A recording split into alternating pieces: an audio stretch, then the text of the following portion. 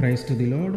ఈరోజు దేవుడు మనకిచ్చినటువంటి వాగ్దానం ఏంటంటే, జకర్యా గ్రంథము 13వ అధ్యాయము 9వ వచనం.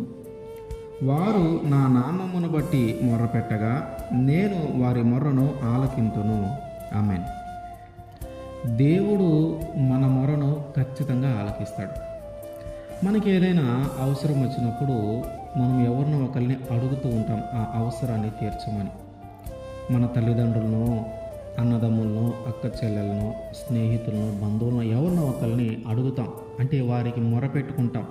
నేను ఫలానా పరిస్థితిలో ఉన్నాను, నాకు ఫలానా అవసరం అయి ఉంది, దాని నుంచి నన్ను బయటికి తీసుకొని రండి, లేదా నాకు ఆ సహాయం చేయండి అని మనం వారికి మొరపెడతాం.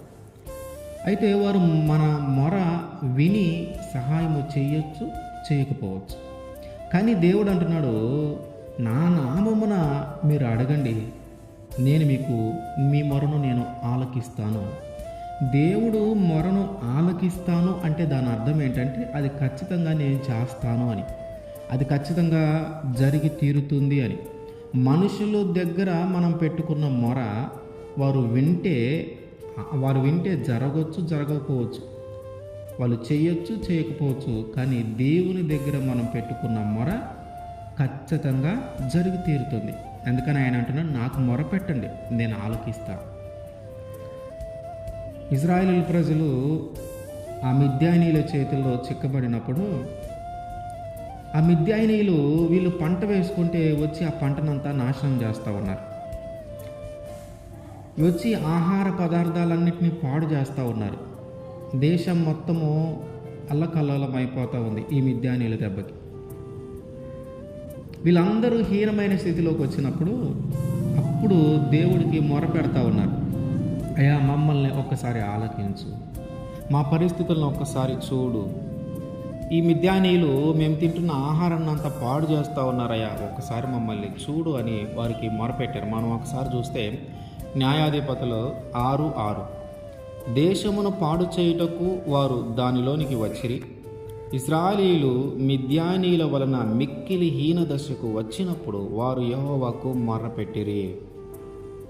ఈ మిద్యానీయులు వచ్చి ఆ దేశంలో ఉన్న ఆహారాన్ని అంతా పాడు చేస్తూ ఉన్నారు.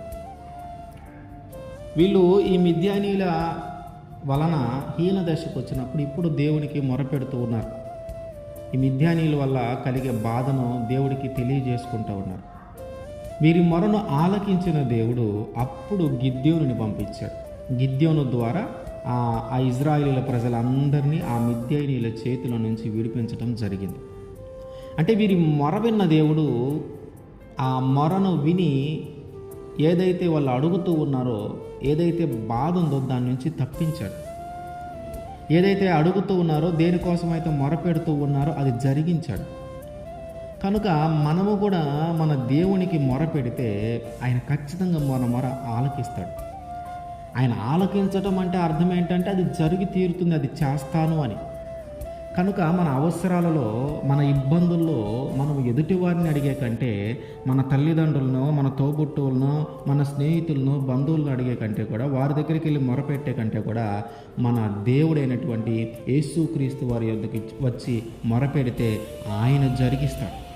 ఆయన మొర ఆలకించాడంటే అది జరిగినట్టే. కనుక ఆయనకి మొరపెడదాం, ఆయన మన మొర ఖచ్చితంగా ఆలకిస్తాడు. ఆమేన్.